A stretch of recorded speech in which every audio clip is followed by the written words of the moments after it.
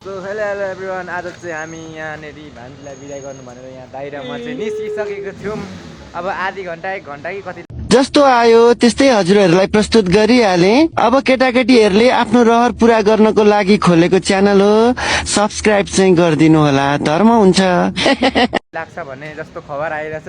अनि यहाँ हाम्रो राजीव दाई पनि हुनुहुन्छ, ट्याक लाएर बसिरहनु भएको छ। हाम्रो बाइक चाहिँ यता छ।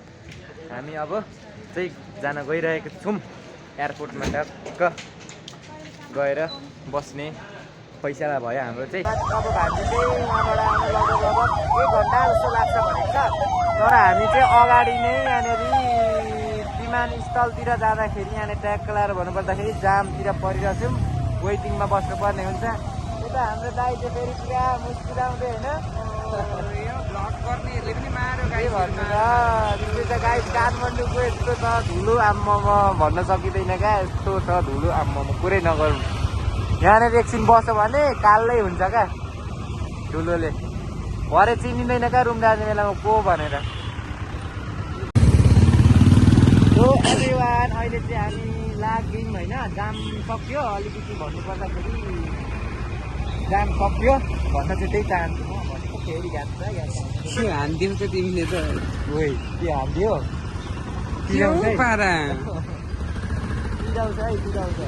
तिराउला नि तिराउला अलि होस्कर नि। म त पछाडि बस्ने हो, दाइले के गरेको भने म त हिँडिने हो नि फेरि।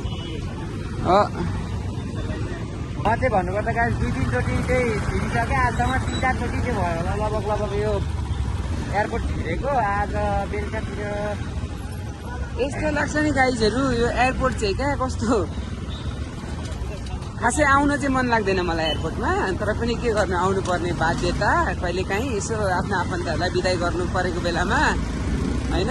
तर मलाई चाहिँ अप्ठ्यारो भन्दा पनि भन्नुपर्दाखेरि यता आउँदाखेरि चाहिँ कहिले नआएको ठाउँ भएर होला, यसो हेर्दा रमाइलो लाग्छ।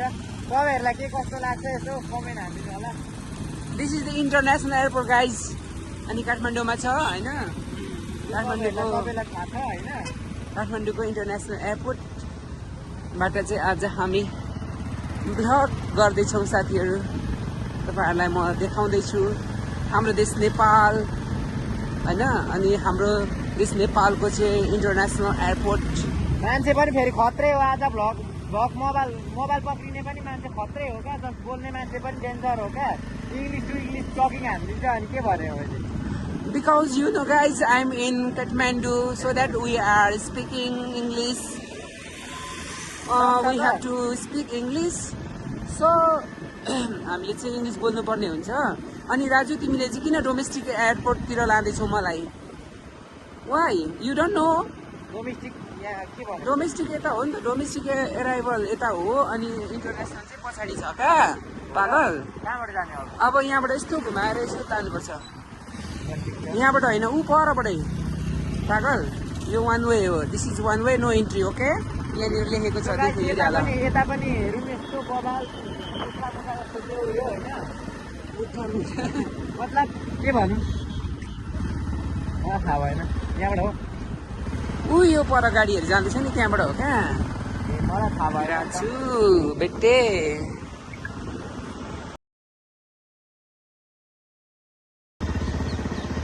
यो चाहिँ डोमेस्टिक एयरपोर्ट हो, अनि यहाँ चाहिँ डोमेस्टिक फ्लाइटहरू हुन्छ होइन।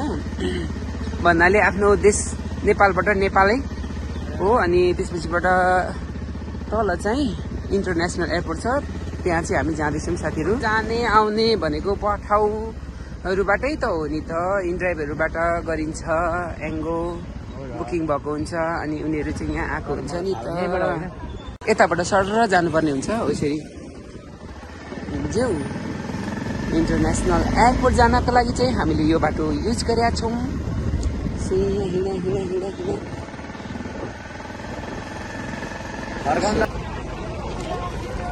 मुस्कान ओभरसिजबाट चाहिँ रहेछ नि त, अनि मुस्कान ओभरसिजले पठाउने रहेछ नि त यिनीहरूलाई।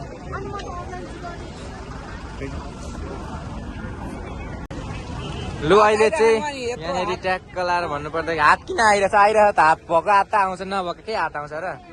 यहाँनिर पुरा भान्जी चाहिँ पुरा मुस्कान दिइरहेछ। अब सबैजना यहाँनिर पुरा आँसु झार्ने बेलामा ऊ चाहिँ पुरा मुस्कान दिइरहेछ। मुस्कान बिजी पनि अब हामी म यहाँ आइसकेँ ऊ पुरै बिजीका हामीलाई कति बेला के छ कस्तो छैन ऊ चाहिँ पुरा ढुक्कले बसिरहेछ पुरा मुस्कान दिँदै अब के छ खाता साता केही भिडाउने कि कसले तिमीले ल्याउने कि मैले कहाँबाट ल्याउने हो बाहिर किन्नु पर्दैन थियो पागल पाउँछ यो राजु अन्त खदा ल्याउनु त खदा दिनु न खदा हामीलाई कस्तो लगाइदिनु भाइ राजु खदा यस्तो लगाइदिने राजु त लगाइदिने त नि माछालाई बिदाई गर्दाखेरि कस्तो खालको हो त्यो कति हो त यसको यो लगाइदिने कि यो लगाइदिने कि यो लगाइदिने कति हो त यसको 200 रुपियाँ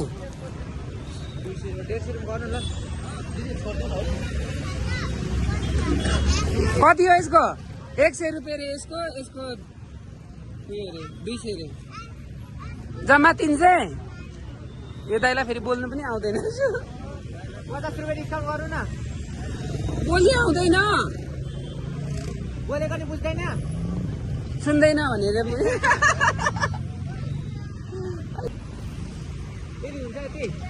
250 ल भयो ओके बाई बाई गर्नु न बाई यहाँ भिडियो बाई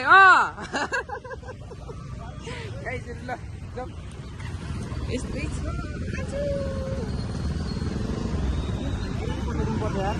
अब के खानेकुरा पठाइदिन्छ अघि सोच्नु पर्दैन खानेकुराहरू पठाउनु त्यसरी पाउँदैन नि त लिएर जानुलाई ल लगाइदेऊ तिमीहरूले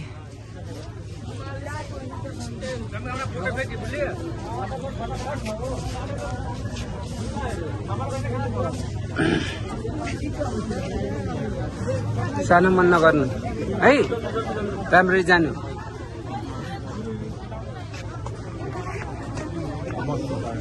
रुने होइन राम्ररी जाने हो जाने काम गर्नु जाने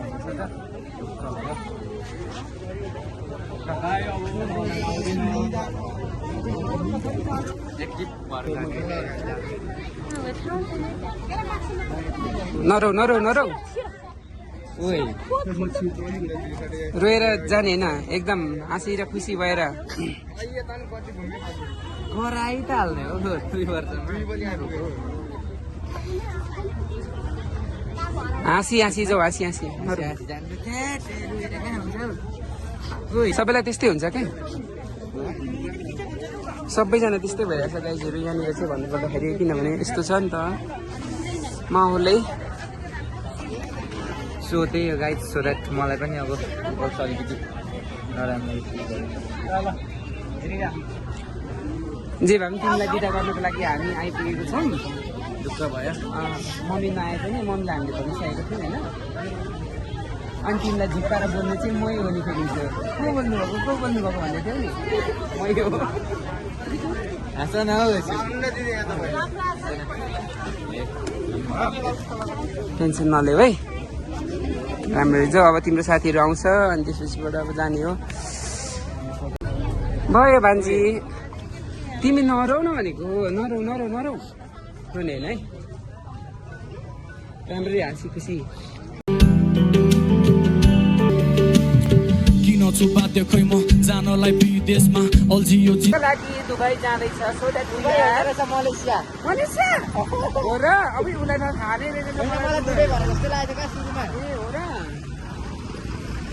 डान्स गराइछि रे बबुवा भने जस्तै पुरा यो गाडी किन हल्लिँदैछ गाइजहरू आमामा खतरा हल्लिँदो रहेछ त भित्र खतरै मान्छे बसे जस्तो एभ्रीवान भान्जीलाई बिदाई गरेर हामी एयरपोर्टबाट फर्किसकेको छौँ दाइरामा अनि भन्नुपर्दाखेरि तपाईँको भान्जी चाहिँ अलिकति नर्भस भएर रोइदियो अनि मलाई पनि अलिकति अप्ठ्यारो भयो जे जस्तो भए पनि नेपाल छोडेर जान अलिकति गाह्रै हुन्छ भन्नुपर्दाखेरि सबैलाई लाइक उस्तै हुन्छ मलाई पनि भान्जी गएको देखेर अलिकति मलाई नि अप्ठ्यारो भयो गाइज त्यही हो भान्जीको यात्रा शुभ रहोस् शुभयात्रा यो भिडियोमा ब्लगमा आइहाल्छ तिमीले पनि हेर्छौ होला सो द्याट अब भन्नुपर्दाखेरि चाहिँ म डेली ब्लग बनाउँछु तपाईँहरूले हेरिदिनु होला अनि डेली लाइफमा के हुन्छ म त्यस्तै बनाउँछु राइड गर्दा चाहिँ खास म बनाउँदिनँ भिडियो होइन अनि गोब्रो किन्यो भने चाहिँ म बनाउँछु, म क्यामेराबाटै मोबाइलको क्यामेराबाटै बनाउँदैछु अहिले चाहिँ।